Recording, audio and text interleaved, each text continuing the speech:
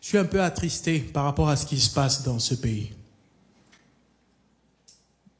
Je ne veux pas rester indifférent, comme je l'ai dit et souligné au premier culte, mais je ne sais pas si vous pouvez, vous aussi, ou bien si vous êtes concerné, ou bien peut-être pas, ou indifférent par rapport à ce qui se passe. Mais j'ai l'impression qu'il y a une main invisible qui est en train de commencer à servir les hommes dans ce pays.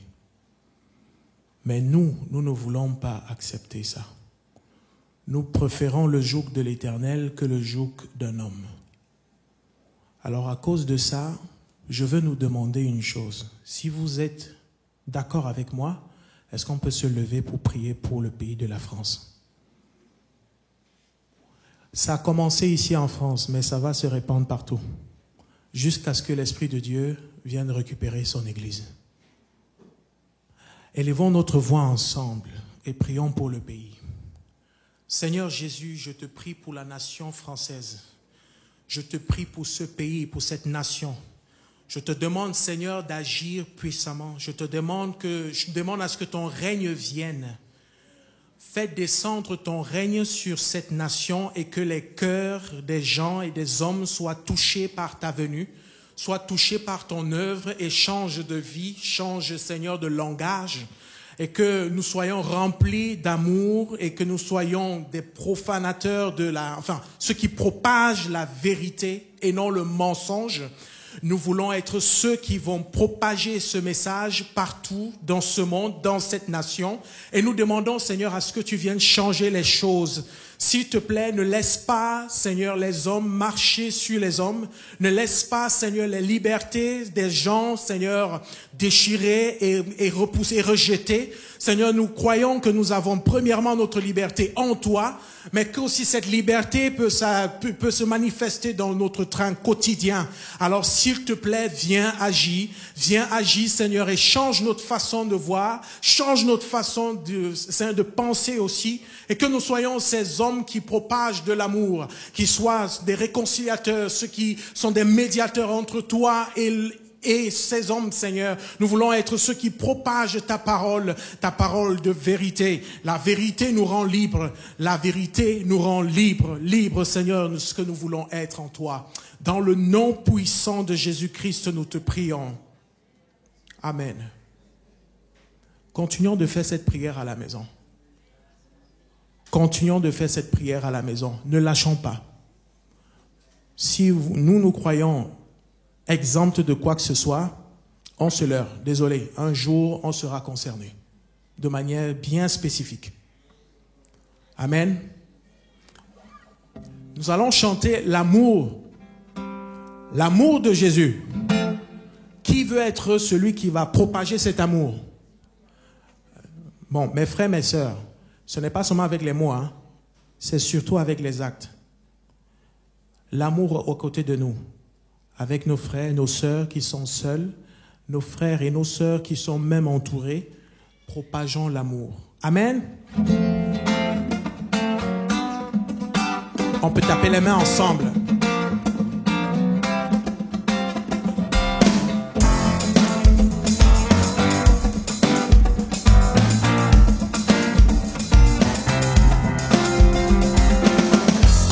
Source des montagnes, ton amour coule à flot en moi. Je m'abandonne et je reçois ta paix, ta présence et ta joie. Ma vie est la fait transformer. Tu me guéris et me libères. Quel bonheur de te louer et marcher dans tes voies.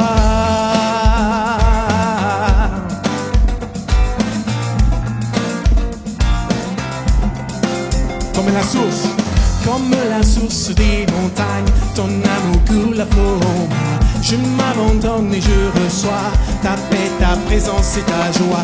Ma vie est lavée, transformée. Tu me guéris et me libères. Quel bonheur de te louer et marcher dans tes voies. Je chanterai ton amour à jamais. Je chanterai ton amour à jamais. Je chanterai ton amour à jamais. Je chanterai ton amour à jamais. Je chanterai ton amour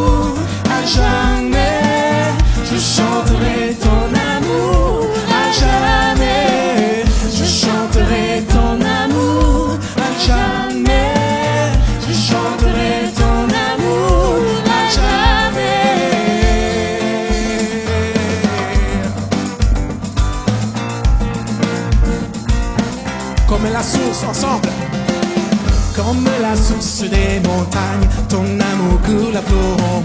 Je m'abandonne et je reçois ta paix, ta présence et ta joie. Ma vie, elle avait transformé. Tu me guéris et me libères. Quel bonheur de te louer et marcher dans tes voies. Je chanterai ton amour à jamais. Je chanterai ton amour à jamais. Je chanterai ton amour à jamais. Je chanterai ton amour. Je chanterai encore ton amour à jamais. Je chanterai ton amour à jamais.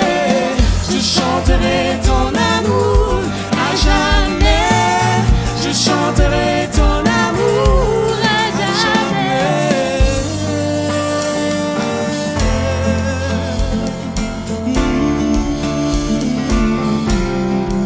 De l'abondance. L'abondance de mon cœur, un chant nouveau s'élève. La gloire de ta présence me pousse à T'aimer, t'exalter. On tape les mains ensemble. Reprenons ensemble de l'abondance. De l'abondance de mon cœur. Un chant nouveau s'élève. Et la gloire de ta présence me pousse à t'aimer et à t'exalter. Je chante Je chanterai ton amour ensemble. à jamais. Je Je chante, chanterai ton amour à jamais. je chanterai. Je chanterai ton amour à jamais. C'est ton Je amour. chanterai ton amour. C'est ton amour que je veux chanter. Je chanterai ton amour à jamais. Je chanterai ton amour à jamais. Je chanterai ton amour à jamais. Je chanterai ton amour à jamais. Ton amour. Je chanterai. Je chante, Église chante avec moi, je chanterai.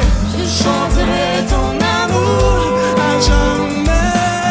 Je chanterai ton amour à jamais. Je chanterai ton amour à jamais. Je chanterai ton amour. Je chanterai encore ton amour à jamais. Église chante, je chanterai. On y va, je Je chanterai. chanterai ton amour à jamais. Je chanterai ton amour à Je jamais. chanterai encore, chante mon ami, chante, je chanterai ton amour. Je chanterai ton amour. Encore ensemble. Je chanterai. Ton amour. Je chanterai ton amour.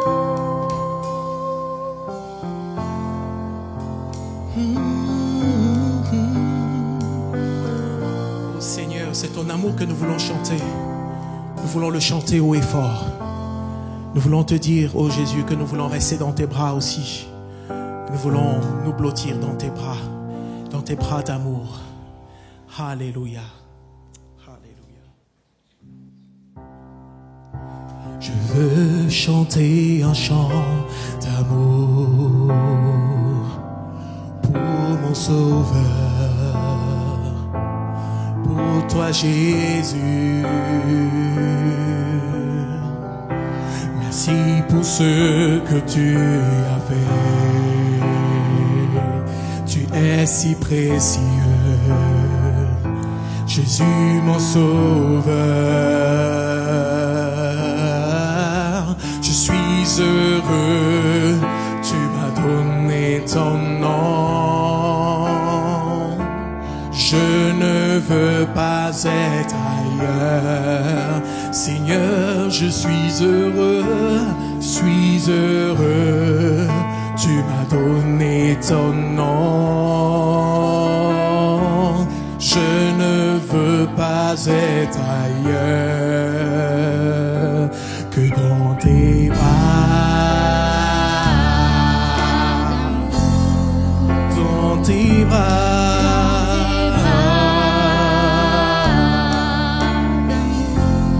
dans tes bras.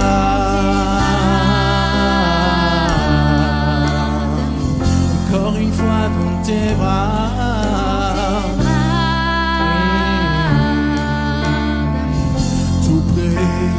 Tout près de toi, contre ton cœur, tout près de toi, contre ton cœur, dans tes bras d'amour. Je veux chanter un chant d'amour pour mon Sauveur, pour toi Jésus. Merci, merci, si pour ce que tu as fait, tu es si précieux.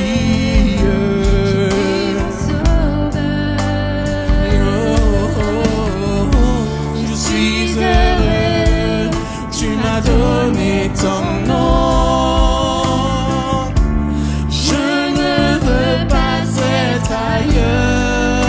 Seigneur, je suis heureux, tu m'as donné ton nom. Je ne veux pas être ailleurs que dans tes bras d'amour, dans tes bras.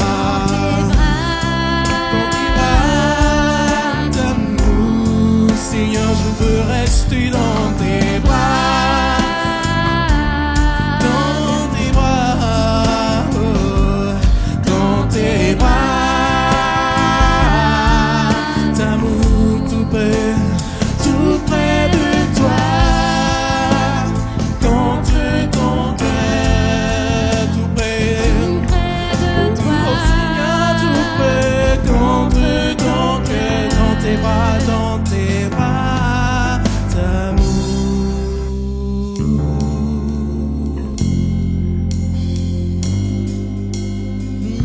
Seigneur, nous voulons rester dans tes bras. Je veux rester dans tes bras. Adore ton roi, mon frère, ma soeur, élève. Je veux demeurer dans tes bras, Seigneur, dans tes bras.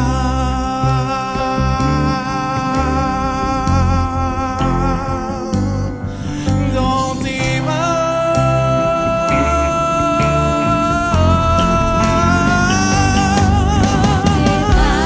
Dans tes bras d'amour. Dans tes bras d'amour. Je veux rester demeurer, Seigneur,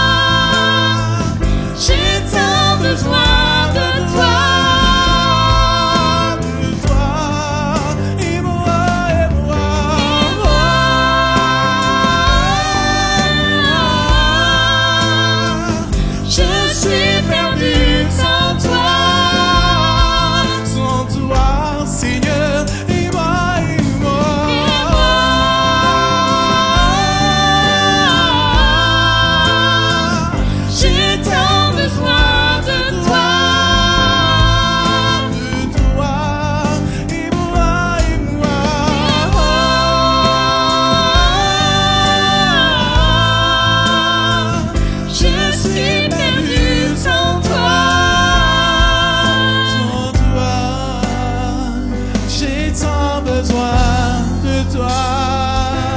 Oh, oh. Je suis perdu sans toi. Église chante, j'ai tant besoin de toi. J'ai tant besoin de toi. Seigneur, je suis perdu sans toi. Sans toi, j'ai tant besoin de toi. Je suis perdu sans toi. Et moi, et moi, et moi.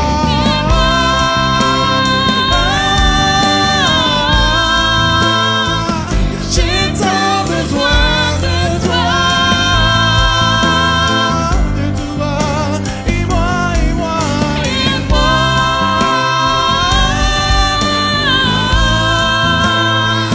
Je suis perdu sans toi. Sans toi. Et moi.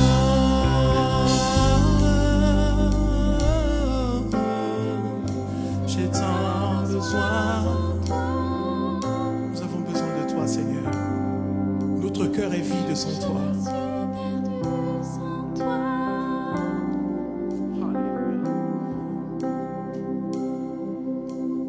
Entre tes mains, j'abandonne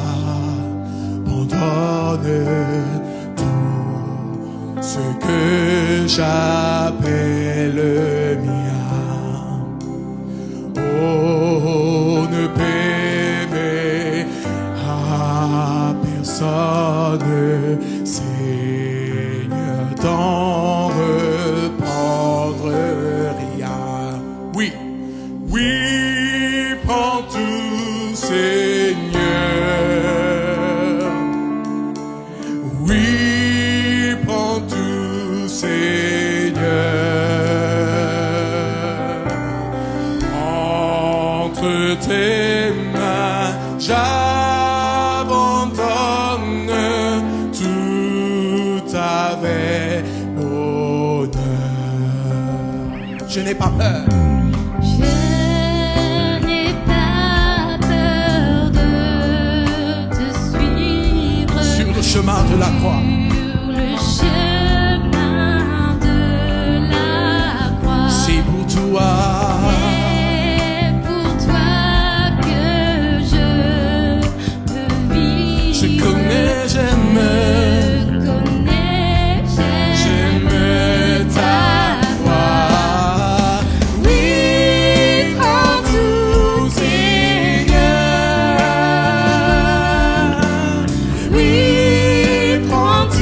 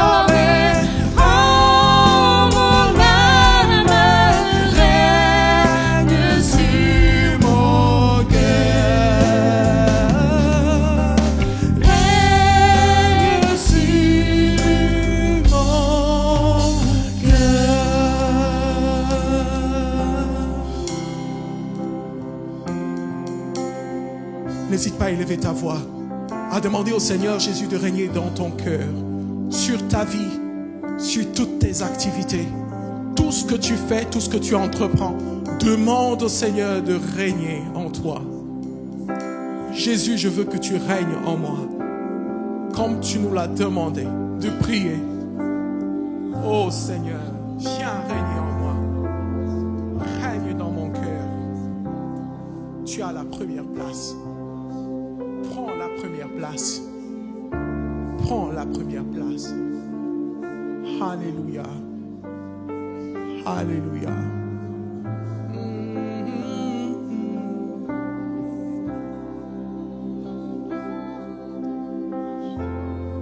Alléluia.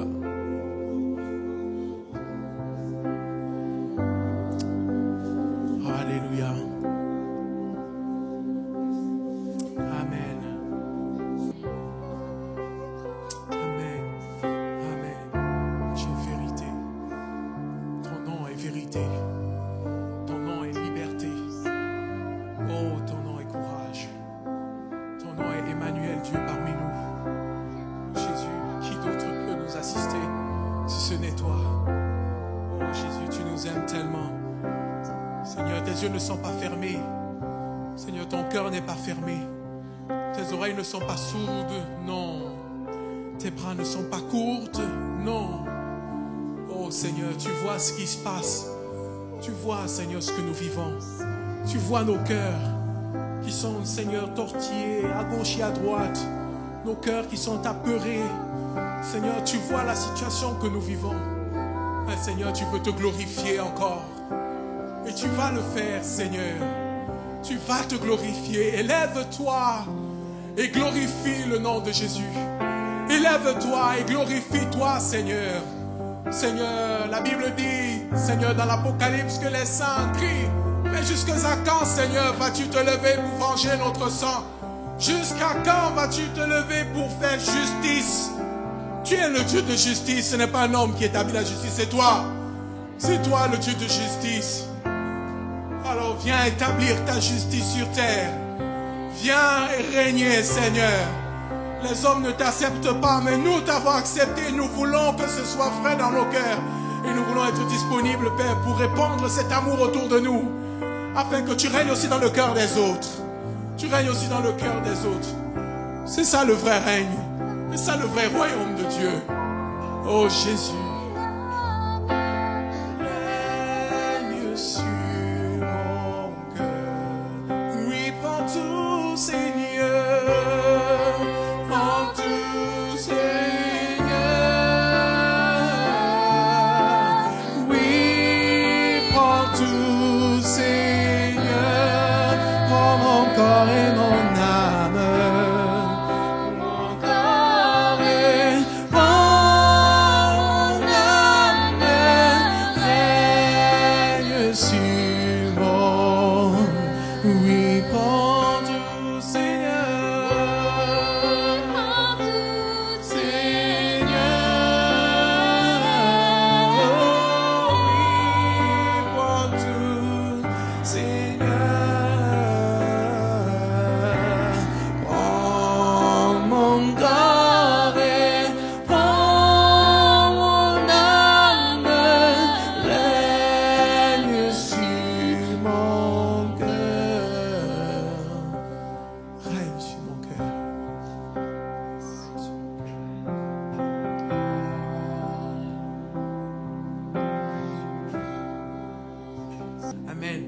Notre sœur va passer pour les eaux de baptême. Mais avant de passer pour les eaux de baptême, vous savez, c'est une image. La mort et la résurrection. Mais de qui d'abord? Jésus, n'est-ce pas? Donc ça veut dire que Jésus est vivant. Il n'est pas mort.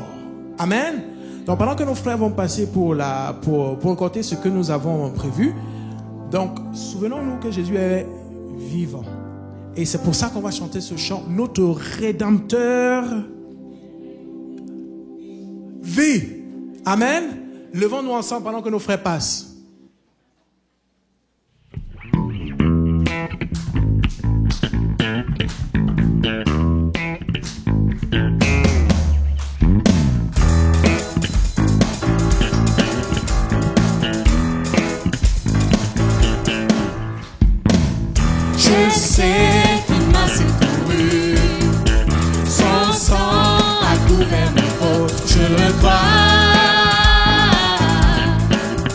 je crois.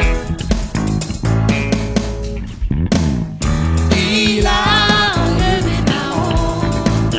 Je suis guéri en son nom, je le crois. Oui, je crois. Je veux proclamer, oh, Jésus a vaincu la mort, mon rédempteur vit, mon rédempteur vit, mon rédempteur vit, mon rédempteur vit.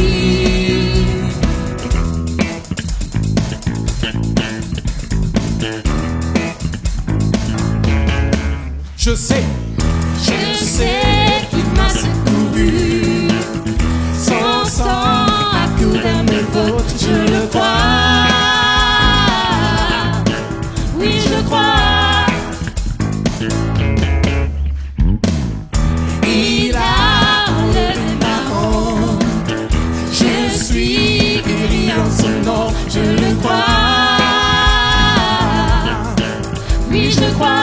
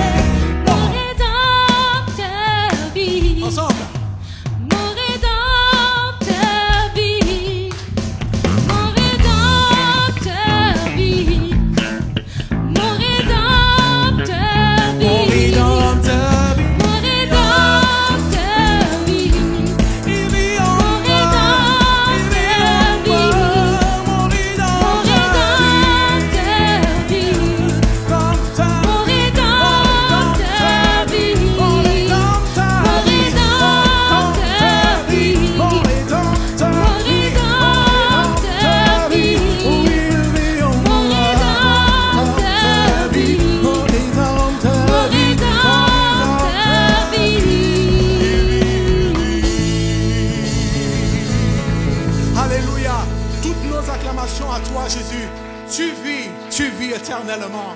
Amen.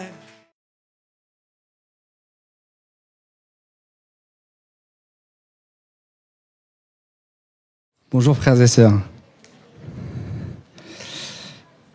Bienvenue à chacun d'entre vous. Je suis heureux ce matin de me présenter devant vous avec certains craintes et tremblements, comme le disait Gérard, mais je crois que oui, c'est tout à fait normal.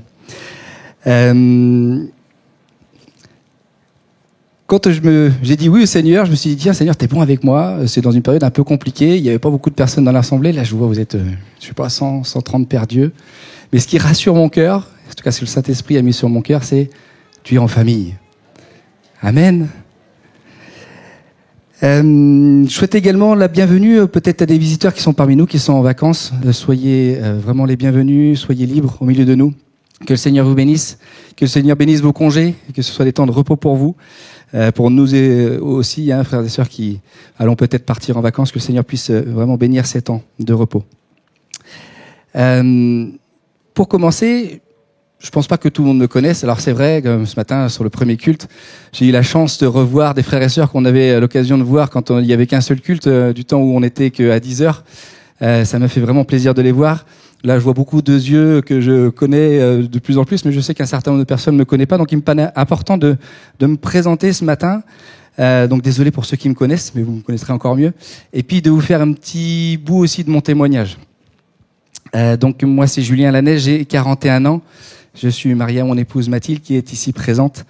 Nous avons donc 5 merveilleux enfants, donc 3 garçons pour commencer et 2 filles, et ils vont de l'âge de 4 à 15 ans.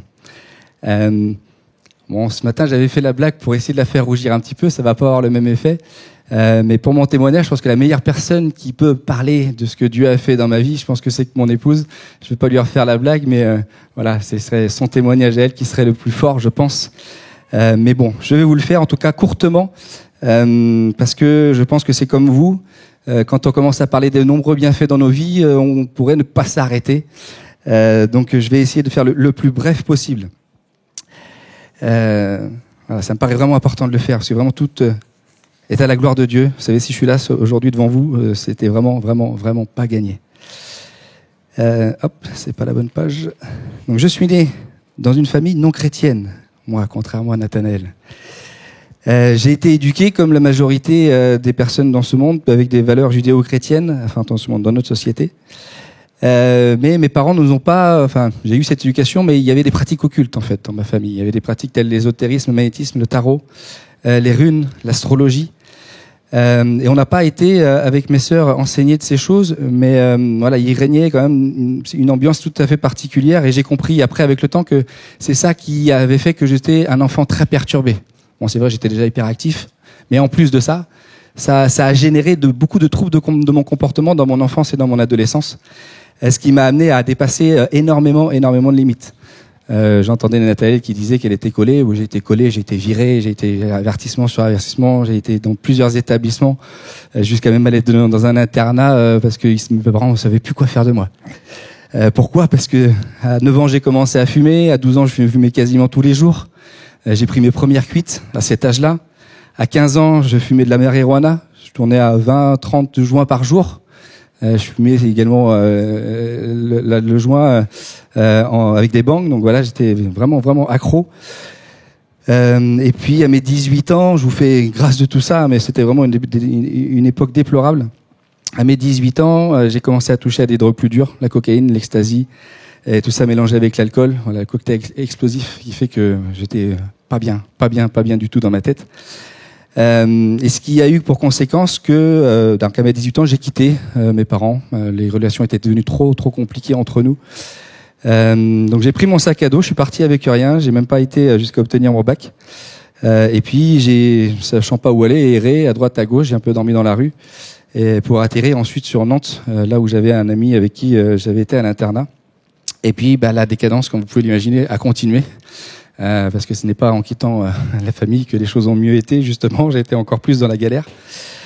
Et c'est, malgré tout, il y a une force qui me portait à l'époque.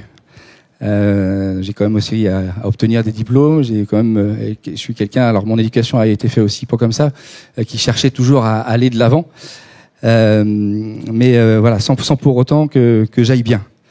Et j'ai rencontré donc Mathilde à partir de mes 25 ans. Et dès que nous nous sommes rencontrés, les choses ont été très vite. Alors je l'ai pas dit ce matin, mais je pense que c'est important de le dire. Mathilde s'était un petit peu égarée à l'époque, parce que de venir avec un gars comme moi, c'était pas très recommandable, pardon. Mais elle a pas vu en moi la dépravation qu'il pouvait y avoir. Et c'est ça aussi qui forcément m'a touché tout particulièrement, et elle a été vraiment un bon témoin pour moi, ainsi que ma belle-maman qui est ici présente. Voilà, ça a été, donc à 25 ans on s'est connus, on avait tout, on avait une maison, on avait 2 enfants, voilà, il manquait juste le chien, mais malgré tout moi j'allais pas bien du tout, je mettais une misère pas possible à Mathilde, et notamment pour 2 paroles, j'aime souvent le dire, mais elle a été très tranchante avec moi, mais il y a la première parole qui était que on ne désunit pas ce que Dieu a uni. Et ça a martelé, parce que je me sentais lié, esclave du truc, je pouvais pas partir. Mais en même temps, ça faisait tellement rugir que je mettais une misère terrible. Et puis la deuxième, c'était que j'étais pas sauvé. Et ça, je le comprenais pas. Parce que c'est vrai, j'étais dans une dépravation, c'est vrai que je me droguais, mais je faisais de mal à personne, si ce n'est à moi-même. Et il a fallu quand même, voilà, pas mal d'années avant que je comprenne. Et il a fallu aussi surtout que le Seigneur vienne nous apporter des grosses épreuves, des départs de feu, des dégâts des eaux, Alors, on est passé dans notre activité, on a eu une chaudière défectueuse, on avait des factures absolument ahurissantes de fuel. Enfin voilà, on n'avait plus la maîtrise de rien. En tout cas, moi, j'avais plus la maîtrise de rien. Et il fallait bien ça, parce que j'étais aussi blindé d'un orgueil assez impressionnant quand même. Et cet orgueil, en fait, il était venu parce que j'étais quelqu'un de très fragile au fond de moi, et puis c'était pour me blinder vis-à-vis du monde. Et Dieu a permis tout ça afin que ça me brise et que je me pose des vraies questions. Et que je me dise, mais voilà, où est-ce que t'en es aujourd'hui? T'es qui? T'es quel homme? Et quand j'ai fait ce constat, je me suis bien rendu compte que j'étais pas l'homme que je souhaitais devenir, en tout cas pas celui auquel je rêvais quand j'étais enfant. Et j'étais un homme violent. J'étais comme Paul, je respirais la violence. J'étais même violent physiquement. Voilà. Et comme je vous évoquais, l'attitude qu'a eu Mathilde vis-à-vis de moi, l'attitude que Evelyne ici présente a eu vis-à-vis de moi, et la rencontre que j'ai eue avec Olivier, comtesse, que certains connaissent, ont fait que je me suis dit, qu'est-ce que j'ai à perdre? Un jour, Olivier est venu, il a prié pour moi et j'ai ressenti quelque chose. Alors, non pas qu'il faut ressentir quelque chose pour croire, hein, mais j'avais besoin de ça. Moi qui étais quelqu'un de très pragmatique, un peu comme Thomas, hein, j'ai besoin de voir pour croire. Et quand il est parti, je me suis dit, ouais, il y a quand même un truc bizarre qui s'est passé là. Et puis, j'avais cherché dans le taoïsme, j'avais cherché dans le bouddhisme, j'avais cherché dans plein de pratiques de théologie différentes, mais j'avais pas trouvé. Et je me suis dit, après tout, qu'est-ce que j'ai à perdre? Qu'est-ce que j'ai à perdre? Et c'est là où j'ai commencé à lire la Bible.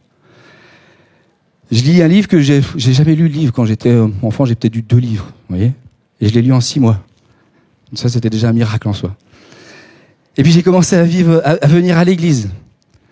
Et puis là, j'avais demandé dans mon cœur que le Seigneur me donne un témoignage d'un jeune homme qui passait dans la rue, qui dealait en fait pour moi et la personne qui travaillait avec nous. Et je lui dis, si Seigneur t'existe, tu convertis ce jeune homme. On est venu à l'église le dimanche, il est tombé à genoux ici, il pleurait. Je me suis dit, waouh, c'est quoi ce truc?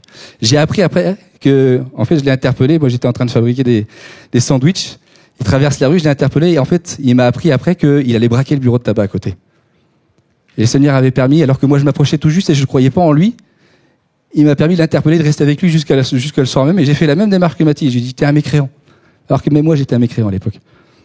Et ça l'avait frappé. Le Seigneur fait des choses extraordinaires. Comprends pas. Et voilà, il n'a pas fallu plus de choses pour que voilà, je mette en pratique ce que je lisais, que je commence à avoir la foi qui naissait dans mon cœur. Le Seigneur me traversait, me transperçait quand je lisais sa parole. À travers elle, il m'a parlé, il m'a consolé, il m'a reconstruit. Mais on aura l'occasion d'en reparler. Voilà, dans les temps à venir, en tout cas, si Dieu le veut. Et donc 6 mois après, juste pour terminer rapidement, je me suis fait donc baptiser ici en 2019, donc par le pasteur Olivier. Et on a eu, mais ça je vous le disais, 2009, pardon. Ah oui, sinon ça fait pas longtemps, effectivement. Je serais jeune dans ma foi. 2009, oui. Donc on a eu, mais ça j'en reparlerai parce que sinon quand je pars à parler de tout ça, je m'arrête jamais. Mais voilà, Dieu a reconstruit notre couple. On était sur le bord de la rupture. Il a permis qu'on ait 3 enfants supplémentaires. Alors ça n'a pas été facile, hein, quand on a 5 enfants, vous en doutez bien. Mais voilà, Dieu a béni plus qu'abondamment. Il nous a apporté des victoires extraordinaires. On a vu des choses extraordinaires. Et voilà, je tenais ce matin quand même à partager ça avec vous pour que toute la gloire lui revienne, parce que comme vous avez bien pu comprendre, c'était pas gagné du tout. Amen. Ravi encore d'être devant vous malgré tout. Merci Karim. J'espère que ce matin, vous n'êtes pas venu écouter un homme. J'espère que vous n'êtes pas venu écouter parce que, comme le disait tout à l'heure Gérard, enfin en tout cas moi c'est ma prière aussi, je suis qu'un canal. Je suis pas un homme, je suis pas parfait, je le serai jamais. Mais je crois que le Seigneur nous utilise, chacun d'entre nous. Je crois que quand on vient dans sa maison, le Seigneur a une parole pour nous. Je crois que le Seigneur va me parler, que ce soit à travers de la louange, à travers de la prédication, mais également à travers des échanges qu'on peut avoir entre nous dans la communion fraternelle. Et je crois aussi, et sincèrement, et de l'avoir vécu, que c'est également dans le service que Dieu nous parle. Moi, combien de fois j'ai vécu où j'étais en train de me faire enseigner alors que j'étais en train moi-même d'enseigner, ou que même quand j'étudie la parole, du coup, ça m'enseigne et ça me nourrit encore plus. Donc, je vous encourage vraiment, si c'est pas le cas déjà, à vous mettre à l'œuvre pour Dieu, parce qu'il y a vraiment une résultante derrière qui est extraordinaire. Et on est plus que béni, même si on le fait pas pour être béni, c'est bon pour nous. Donc je vous encourage vraiment à le faire. Mais si toi ce matin tu es venu juste pour écouter un homme, désolé de te dire tu n'es pas à la bonne adresse. Et si c'est le cas, je t'encourage à ouvrir ton cœur, et à croire que Dieu peut et va te parler. Donc on va ouvrir la parole de Dieu ensemble, mais juste voilà avant de commencer, juste citer ce verset dans 2 Timothée 3,16. Pourquoi la parole a une telle importance?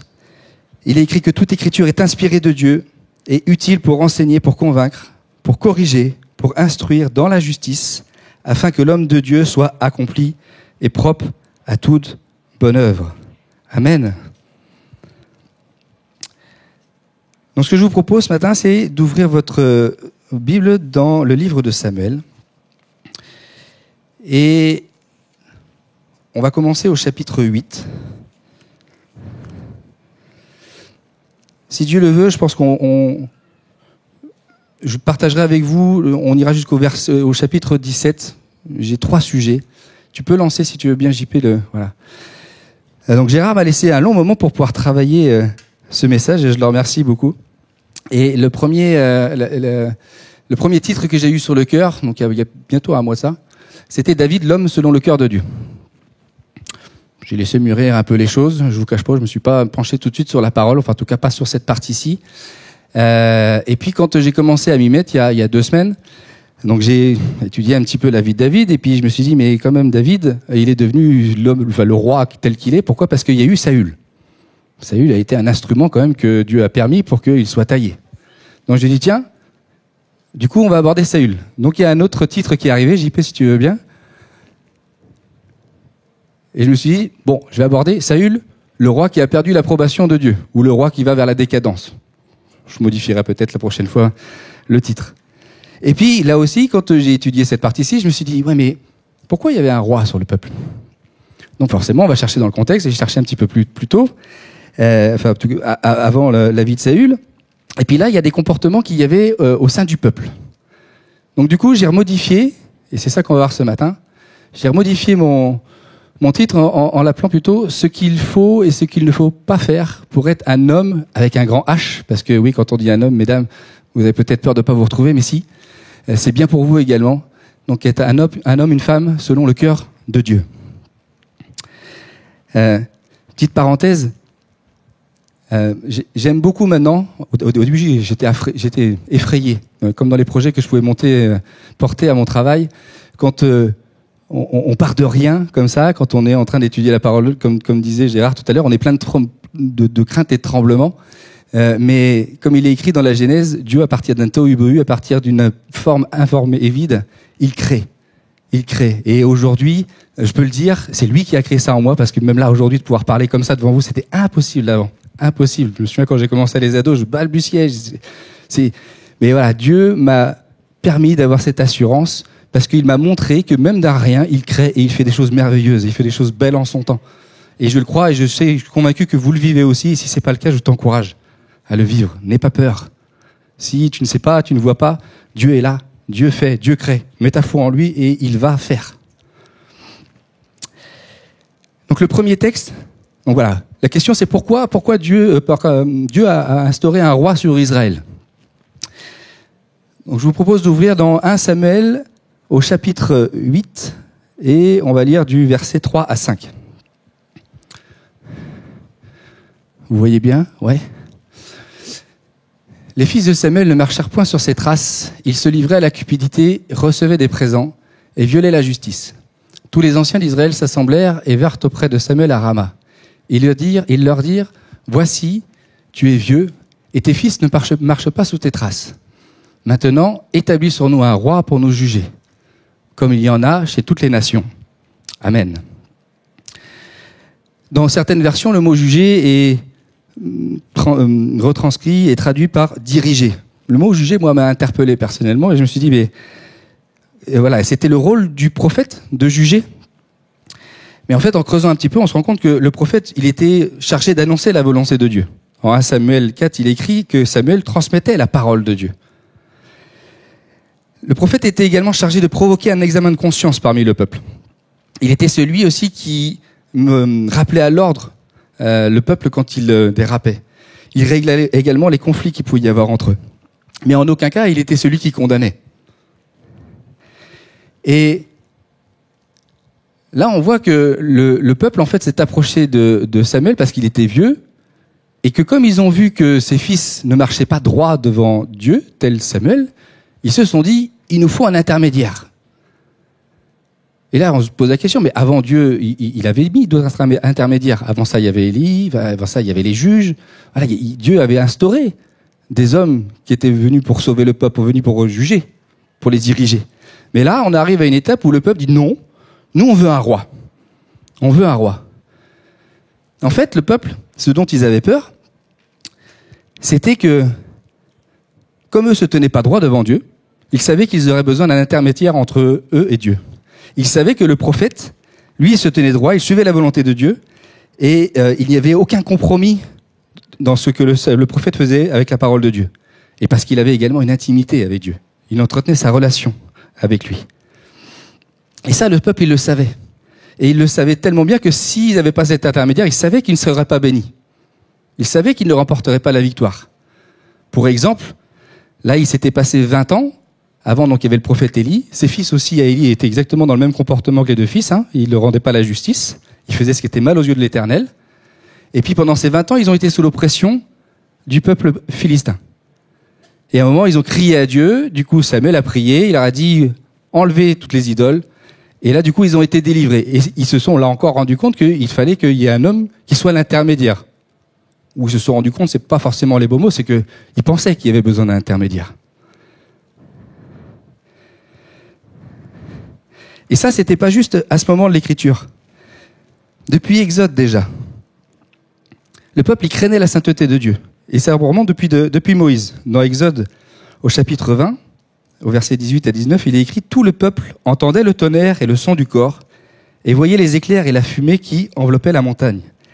À ce spectacle, ils se mirent tous à trembler de peur, et ils se tinrent à distance.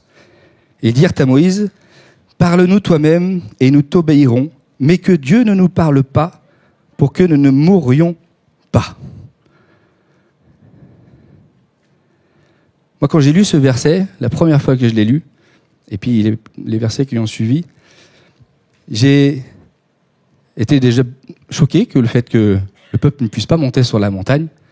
Et je me suis posé la question, qui je veux être ? Est-ce que je veux être le peuple qui reste en bas de la montagne et qui est plein de crainte et de tremblement ? Ou est-ce que je veux être ce Moïse qui va monter sur la montagne ? En sachant que Moïse, il montait au milieu de ces bruits de tonnerre, ça devait quand même être un peu effrayant. Et même il est dit dans un des passages qu'il était au milieu à un moment de la nuit, il voyait plus rien, mais malgré tout il a continué cette ascension. Moi j'ai fait cette prière folle de dire, moi je veux être ce Moïse, je veux monter. Je t'encourage à la faire.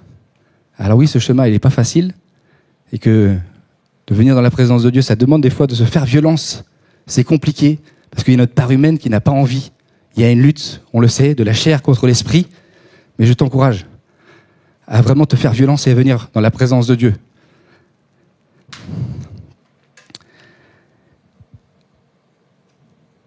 L'étude de tout ça m'a posé aussi la question, de me faire poser la question, de me dire, mais qu'est-ce qu'il en est de moi, de mon intimité avec Dieu et de la méditation que je peux avoir de la parole de Dieu. Quand je lis l'évangile, est-ce que je vais passer vite fait sur certains passages qui vont me déranger ? Est-ce que je vais accepter que y a des choses que le Seigneur me dit à travers sa parole, mais qui vont me déranger, mais qui vont me montrer des choses que peut-être le Seigneur veut changer dans ma vie ? Est-ce que je vais accepter de voir ce reflet et de me dire, Seigneur, oui, je suis cet homme, je suis cette femme. J'ai besoin de ta grâce, j'ai besoin de ton amour. Pareil, qu'est-ce qu'il en est de ma relation avec Dieu ? Est-ce que je suis honnête ? Est-ce que je suis vrai ? Est-ce que je suis sincère avec Dieu ? On l'a chanté tout à l'heure. On n'a pas de crainte à avoir. Jésus n'est pas venu pour juger. Il sait tout, il connaît tout. Mais il attend de nous qu'on lui dépose ces choses-là. Et puis, est-ce que j'ai des intermédiaires, moi aussi ? Est-ce que j'ai des intermédiaires entre moi et Dieu ? Je bénis le Seigneur pour les prédications que nous pouvons avoir sur Internet, pour les louanges que nous pouvons avoir, pour tous les ouvrages qui ont été écrits, qui servent à notre édification. Mais Dieu a bien mis quelque chose ce matin sur mon cœur, c'est ça, c'est Rien ne remplacera la Bible. Rien ne remplacera la lecture de la parole de Dieu. Rien ne remplacera ma propre intimité avec Dieu. Quand on comparaîtra pas avec quelqu'un qui viendra être entre nous et Dieu. Qu'en est-il de ma relation avec Dieu? Et puis vous savez, Dieu nous a fait unique, il t'a fait unique. Et il t'aime tel que t'es. Et pour que tu connaisses qui t'es devant Dieu, pour que tu aies le regard de Dieu, pour comprendre à quel amour Dieu te porte, c'est en lisant. C'est à travers la parole que Dieu va te montrer qui tu es, qui va te permettre d'être l'homme et la femme qu'il a fait de toi. En Jean 1, il est écrit au commencement, était la parole, et la parole était avec Dieu, et la parole était Dieu. Si je veux connaître Dieu, je dois me nourrir de la parole. Elle est au commencement avec Dieu, toutes choses ont été faites par elle, et rien de ce qui n'a été fait sans elle. Ça veut dire que moi aussi j'ai été faite par la parole. À combien j'irai? Je dois me nourrir de la parole. On peut passer sur le verset suivant.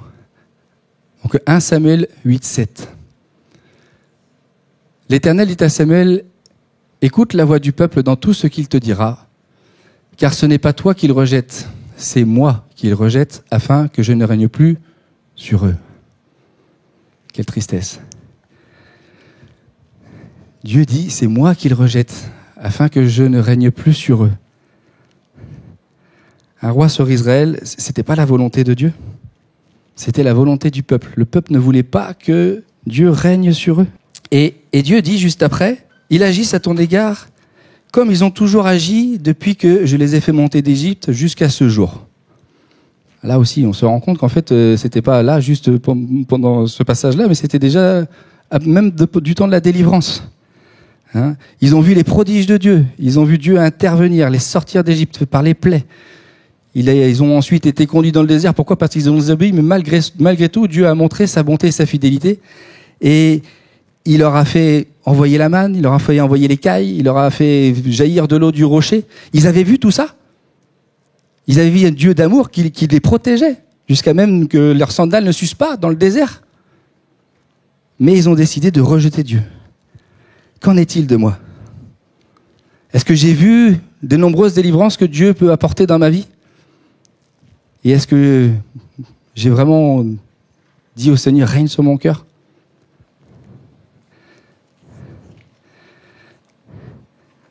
Peut-être je l'ai fait pendant un temps. Quand j'ai vu la main bénéfiante de Dieu, je lui ai confié mon cœur. Et puis maintenant que peut-être la difficulté est là, peut-être que par les déserts par lesquels je passe, j'ai pris peur, je me suis renfermé sur moi-même et du coup j'ai peut-être laissé Dieu à la porte et il ne règne plus sur mon cœur. Peut-être je me suis également perdu dans un activisme aussi. Et là le Seigneur nous fait le reproche dans l'Apocalypse en disant, tu as oublié le premier amour. Si c'est le cas, reviens. Reviens, Dieu est le même. Hier, aujourd'hui, éternellement. Et le verset qu'on lit là, donc, là on vient de dire, oui, la génération, déjà depuis le début, en fait, était dans la désobéissance, mais c'est pas cette génération dont on nous avait parlé là, c'est la génération des enfants, des petits-enfants. Eux, ils avaient entendu le témoignage des parents. Mais pour autant, Dieu les bénissait quand même, hein, parce qu'on voit juste au chapitre d'avant, au chapitre 7, que Dieu les avait délivrés du pouvoir des Philistins et que même il avait rendu toutes les villes aux Israélites qui avaient été prises. Donc ils vivaient quand même des choses. Mais là aussi, moi, ça m'a posé question. Et peut-être tu as une question à te poser ce matin. Est-ce que je suis chrétien? Comme on le disait tout à l'heure, Nathanaël, elle est née chrétienne, ma famille chrétienne. Est-ce que je suis né chrétien? Et que j'entends parler des témoignages, où je vois les témoignages de ce que Dieu fait dans la vie de ma famille. J'entends des choses à l'église. Hein, je vois des choses extraordinaires, mais qu'en est-il de mon cœur? Est-ce que j'ai confié ma vie à Dieu? Est-ce que j'ai laissé Dieu régner sur mon cœur?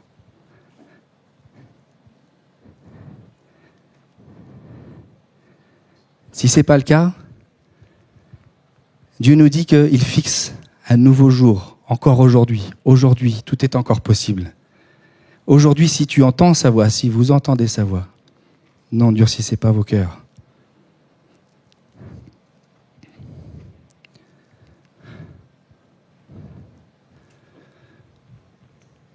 Le prochain verset, c'est 1 Samuel 8, 19. Le peuple refusa d'écouter la voix de Samuel.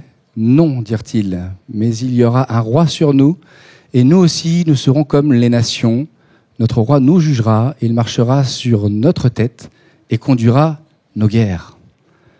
Là aussi, quelle tristesse. Le peuple a été averti par Samuel que d'accepter d'avoir un roi sur eux, ça allait faire porter un joug lourd, qu'ils allaient être assujettis. Leurs fils et leurs filles seront au service du roi. Ils devront lui donner la dîme. Ils devront partir en guerre. Mais malgré ça, ils se sont dit, c'est pas grave. Et pourquoi ils ont dit c'est pas grave? Parce que on veut être comme toutes les nations. Waouh, là aussi ça me pose question. Qu'en est-il de moi?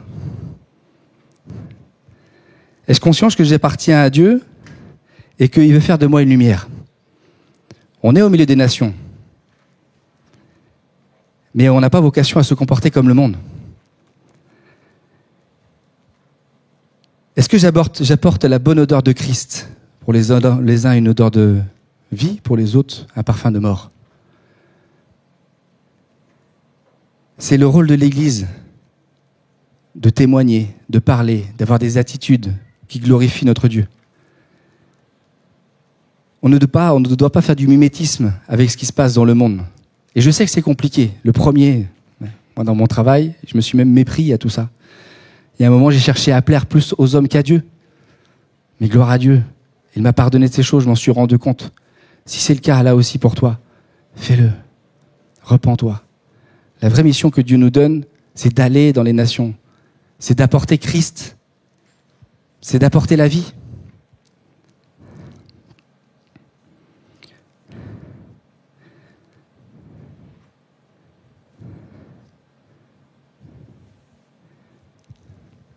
On peut attaquer le verset suivant.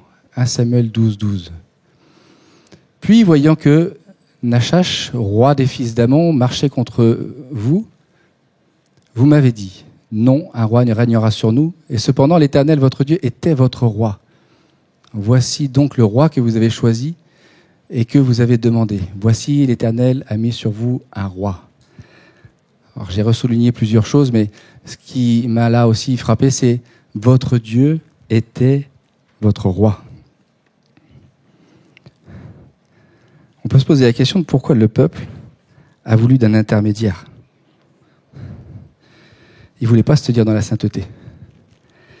Il ne voulait pas se tenir dans la droiture. Ils ne voulaient pas consulter Dieu, ils voulaient faire selon leur propre voie. Et là, ils ont réaffirmé leur volonté. Toujours. Pourtant, ils savaient les conséquences qu'allait avoir d'être assujettis du roi. Mais ils ont réaffirmé ça. Ils ont fait le choix de décider de prendre leur vie et de ne pas laisser la place à Dieu. Moi aussi, si je prends la décision de ne pas consulter Dieu dans mes projets, dans mes décisions, dans mes choix, je prends le risque de me faire assujettir par les autorités qui m'entourent. Alors le Seigneur nous dit qu'il faut obéir aux autorités, c'est une bonne chose, hein. Il faut le faire. Mais en aucun cas, cette autorité doit prendre la place de Dieu. Si c'est le cas, ce qui va se passer, c'est qu'on va finir par être oppressé. On va être sous le joug de nos ennemis. Et là, ça me pose question en me disant, mais comment reconnaître si je suis sur la bonne ou sur la mauvaise voie? Il y a deux types d'épreuves. Et je t'encourage, si jamais tu passes par des difficultés, à te poser la question de pourquoi je passe par cette épreuve. La première, ça peut être une épreuve qui est envoyée par Dieu. Et si c'est le cas, on doit apprendre la libération dans le calme. En 1 Pierre 1 au verset 6, il est écrit « Aussi, vous vous exultez de joie, même s'il faut que vous soyez affligés pour un peu de temps encore, parce que toutes sortes d'épreuves, elles vérifieront la valeur de votre foi, qui a bien plus de prix que l'or. Cet or voué à disparaître est pourtant vérifié par le feu, afin que votre foi, reçoive louange, gloire et honneur quand se révélera Jésus-Christ. Je vais le répéter. Afin que votre foi reçoive louange, gloire et honneur quand se révélera Jésus-Christ. Amen. On doit passer par l'épreuve. Parce que le jour où on comparaîtra, on passera par le feu. Et en tout cas, moi, c'est ce que je souhaite, c'est de pouvoir avoir la tête levée et de recevoir la louange et la gloire et l'honneur. Et dans ces moments-là, c'est vrai que c'est compliqué de passer par l'épreuve. Mais Dieu est là. Dieu est là. Le deuxième type d'épreuve qu'on peut avoir, c'est que c'est des attaques du diable, c'est des attaques spirituelles. Et dans ce cas-là, je t'encourage à passer encore plus de temps dans la présence de Dieu que tu peux le faire déjà. Pourquoi ? Parce qu'il nous est dit dans Éphésiens, car nous n'avons pas à lutter contre la chair et le sang, mais contre les dominations, contre les autorités, contre les princes de ce monde de ténèbres, contre les esprits méchants dans les lieux célestes. Ce n'est pas contre les hommes qu'on nous avons lutté, c'est contre des esprits mauvais, c'est contre les dominations de ce monde. Et après, oui, la résultante, c'est que peut-être qu'on aura, et même sûrement qu'on aura à prendre position aux yeux des hommes. Mais il ne faut pas faire l'inverse. Il faut d'abord passer du temps dans la présence de Dieu, d'abord chercher la volonté de Dieu, d'abord prier pour la situation, pour la difficulté, et peut-être pour l'oppression, pour prendre une position, et après, aller auprès des hommes. Après, prendre position. Et là aussi, la parole nous le dit. Dans Tite, il est écrit, il y a en effet, surtout parmi les incirconcis, beaucoup de gens rebelles, de vains discoureurs et de séducteurs auxquels il faut fermer la bouche. Ils bouleversent des familles entières, enseignant pour un gain honteux ce qu'on ne doit pas enseigner. Il faut fermer la bouche à certains. Je vois que le temps passe vite. Je vous fais quand même le témoignage de ce que je vis au travail en ce moment. Parce que c'est un témoignage à la gloire de Dieu. Ça fait 6 ans que je suis dans ce travail. J'ai essayé de faire court parce que j'ai encore beaucoup de choses à dire. Et je parle de ma foi à mon directeur depuis que je suis là-bas. Malheureusement, il n'arrive pas à se convertir, ce bougre. Il fait pourtant ce qu'il faut. Mais malgré ça, Dieu l'a utilisé déjà d'une pour moi, me relever, pour m'encourager. Il était le seul qui l'a cru en moi. Il y avait on est 250 personnes et c'était le seul qui a cru en moi à l'époque, qui m'a fait embaucher. Et aujourd'hui encore, le Seigneur l'utilise pour que je sois protégé. Mais tout dernièrement, ça fait maintenant 1 an, on a une nouvelle direction industrielle et c'est un dictateur. Il n'y a pas d'autre mot. Un dictateur, quelqu'un qui a fait imposer un joug, qui secoue le cocotier, comme il a l'habitude de dire, pour voir ce qui va en tomber. Et forcément, ça fait des dégâts. Moi, je suis dans une entreprise en plus où on n'a jamais travaillé sur la sécurité, on n'a jamais pris soin des gens, on les a oppressés, et là, c'est encore pire. Et un matin, je suis arrivé dans mon bureau et je voyais un tout jeune ingénieur qui venait d'arriver, alors que je rentre dans le bureau, me cherche aux abois, du regard, il est au téléphone avec cette direction. Je comprends pas trop ce qui se passe. Je comprends qu'il est avec cette direction. Je vais m'asseoir à mon bureau. Et là, il est toujours en train de me chercher et j'entends bien que voilà, il se passe quelque chose qui est pas bon. Il raccroche et là, il se lève. Il dit je vais pleurer. Je vais pleurer. Jeune qui a 25, 26 ans qui vient d'arriver. Et il part dans des insultes dans tous les sens. Moi, j'avais une apprentie qui était là, mon apprenti qui était là, et je me suis dit, alors que moi-même je faisais face à ce harcèlement, un harcèlement moral de cet homme-là depuis qu'il était là. Je l'ai accepté, tant que ça me touchait que moi, je dirais, parce que Dieu était mon secours, il est mon secours. Mais là, je me suis dit, ça peut pas durer, ça peut pas continuer comme ça. Et je vous cache pas qu'il y a une colère qui m'a pris. Je me suis dit, mais qui il est pour faire ça ? Ce n'est qu'un homme. Et je me suis pris à faire un courrier. J'ai fait 3 pages d'un courrier. L'introduction, je suis resté très courtois. J'ai remercié l'entreprise parce que je porte de beaux projets depuis le temps que je suis chez eux. J'ai remercié ma direction parce qu'avec lui j'entretiens une très très bonne relation. Mais après j'ai dénoncé certaines choses. Je leur ai dit, que le comportement de cet homme-là en tout cas moi je m'y retrouvais pas et que je n'acceptais pas qu'il fasse certaines choses auprès de certains collaborateurs. Bon, je vous avouerai qu'ils sont vraiment piégés. C'est surréaliste et il y a que Dieu qui peut faire ce genre de choses. C'est que, comme j'ai fait tout selon ce que le Seigneur dit, je fais tout comme pour lui, en fait, il trouve pas de faute en moi aujourd'hui pour me piéger. C'est une grâce. Vraiment, c'est une grâce. Parce que sans lui, ce serait pas possible. Et aujourd'hui, du coup, ça a déstabilisé toute la direction. Ils sont 5 directions là-bas et ils savent pas quoi faire. Alors, on sait pas quel est l'avenir. Là, aujourd'hui, dans une vision où, avec Mathilde, on se dit, qu'est-ce que Dieu a comme plan ? Mais la situation, elle est là aujourd'hui. Je reviens sur ce que j'ai essayé de vous partager tout à l'heure, c'est que à certains, on doit leur faire fermer la bouche.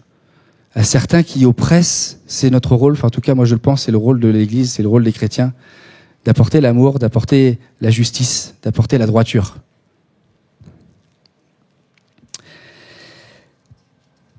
Donc la première épreuve, on a vu que c'est Dieu qui peut la permettre, mais la deuxième, c'est le diable. Mais une chose est sûre, c'est que Dieu est au contrôle.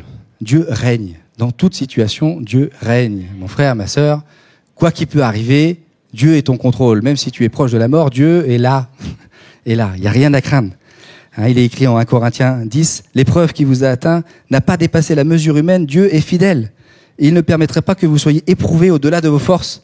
Mais avec l'épreuve, il donnera le moyen d'en sortir et la force de la supporter. Amen. » Est-ce que vous me laissez le droit de déborder encore 5 minutes? Gérard? 1 Samuel 12, 24-25. Craignez seulement l'Éternel et servez-le fidèlement de tout votre cœur, car voyez quelle puissance il déploie parmi vous. Mais si vous faites le mal, vous périrez, vous et votre roi. Là, je vais faire court, mais vous vous rendez compte que le peuple a voulu mettre un roi sur lui, d'être assujetti à lui, et pourtant, Dieu dit à travers Samuel, en fait, vous êtes dans le même sac. Pourquoi vous voulez un roi? Vous allez dans le même sac, vous serez jugé de la même façon. Si vous commettez le mal, vous serez jugé comme le roi, et le roi, s'il commet le mal, ils sont dans le même sac. Et pourtant, ils ont voulu quand même avoir un roi sur eux.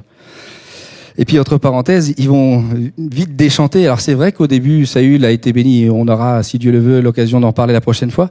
Mais Saül a exercé un joug tout particulier pour la première guerre auquel il va avoir à faire face pour rassembler le peuple. Vous souvenez-vous, il a découpé 2 bœufs et puis il a envoyé ça dans tout le pays. Et puis il a dit, si toi tu ne viens pas, je ferai pareil avec tes bœufs. Tout le monde était sous un joug de peur. Hop, ils se sont précipités à la suite de Saül. C'était 300 000. Je sais pas si vous vous souvenez, mais moi quand je lis les passages d'avant, du temps des juges, c'était pas comme ça. C'était pas comme ça. C'était Dieu qui se glorifiait, qui prenait un petit nombre, souvent les plus chétifs. Du temps de Gédéon, il prenait ceux qui la paient. Il prenait pas les vaillants guerriers. Allez, pour conclure. Alors oui, on l'a scindé. On va l'aborder après. Ce qu'il faut ou ce qu'il ne faut pas faire pour être un homme selon le cœur de Dieu. On l'a chanté tout à l'heure. Accepter que Dieu règne sur mon cœur. Accepter que Dieu règne sur ma vie, sur toutes les situations. Car il est au contrôle. Il voit tout, il sait tout. Il est omniscient, il est omnipotent. Et plus fort que ça, parce que la grâce que nous pouvons avoir, à la différence du peuple à l'époque, c'est qu'ils n'avaient pas le Saint-Esprit qui vivait en eux. Et c'est... Tu peux dérouler du coup, JP, si tu veux bien. C'est ce que nous dit ce verset-là. Il nous dit, « Je les ai envoyés dans le monde comme tu m'as envoyé dans le monde. Je m'offre entièrement à toi pour eux, afin qu'eux aussi soient vraiment à toi. Je ne te prie pas seulement pour eux, mais aussi pour ceux qui croiront en ma grâce, à leur message. » C'est pour nous qui prie. Il y a 21 siècles, Jésus priait déjà pour nous. « Et je te prie pour que tous soient un. Père, qu'ils soient unis à nous, comme toi tu es uni à moi et moi à toi. Qu'ils soient un pour que le monde croie que tu m'as envoyé. Je leur ai donné la gloire que tu m'as donnée pour qu'ils soient un comme toi et moi, nous sommes un. Je vis en eux, tu vis en moi. » Waouh, quelle grâce! Quand je relis ça, je l'ai relu encore ce matin, je l'ai lu plusieurs fois pour préparer. Il vit en moi. Si je réalise vraiment, il vit en moi. Et si c'est pas le cas, je t'encourage à laisser Jésus venir régner en toi. C'est ainsi qu'ils peuvent être parfaitement un, afin que le monde reconnaisse que tu m'as envoyé et que tu les aimes comme tu m'aimes. Amen.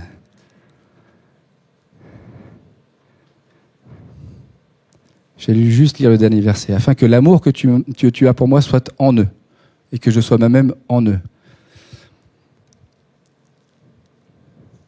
Être un homme selon le cœur de Dieu, une femme selon le cœur de Dieu, c'est passer du temps devant Dieu. C'est passer du temps à lire la parole de Dieu. C'est passer du temps à chercher sa face. Et je vous dis ça, je ne l'ai pas toujours fait. J'ai pas toujours été cet homme-là. Et ce qui est important aussi, c'est d'être sincère et vrai avec le Seigneur. Il ne faut rien cacher. Le Seigneur sait tout. Il faut être honnête. Il faut lui dire, reconnaître. C'est ça la vie d'un chrétien. Ce que j'aime beaucoup dans la parole, c'est que la vie chrétienne C'est pas quelque chose où ça y est, j'ai fait un bond, comme là tout à l'heure Nathanaël, elle s'est engagée dans les eaux du baptême et puis dire ça y est, c'est fait. Non, c'est une marche chrétienne. On avance, on va vers cette sanctification parce qu'on croit que le Saint-Esprit est avec nous, que le Saint-Esprit transforme nos vies. Que le Seigneur nous aide. Amen. Seigneur, je te rends vraiment toute la gloire, Seigneur. Parce que c'est toi qui vis en nous, Seigneur, et c'est une grâce extraordinaire. C'est merveilleux, Seigneur Jésus. Je te prie pour que nous puissions être des hommes et des femmes établis pour toi. Que, Seigneur, tu fasses briller ta lumière sur nos vies, non pas pour que nous nous glorifions nous-mêmes, mais que tu sois glorifié, que tu sois élevé, Seigneur. Que ce soit toi en nous qui puisse se voir dans ce monde, Seigneur Jésus. Te prions, Seigneur, dans les temps difficiles par lesquels nous passons, que tu puisses te manifester, Seigneur. Que tu utilises, Seigneur, ton serviteur, ta servante, Seigneur, afin de toucher à salut, Seigneur, et que ton règne vienne et que ta volonté soit faite dans le nom de Jésus. Amen.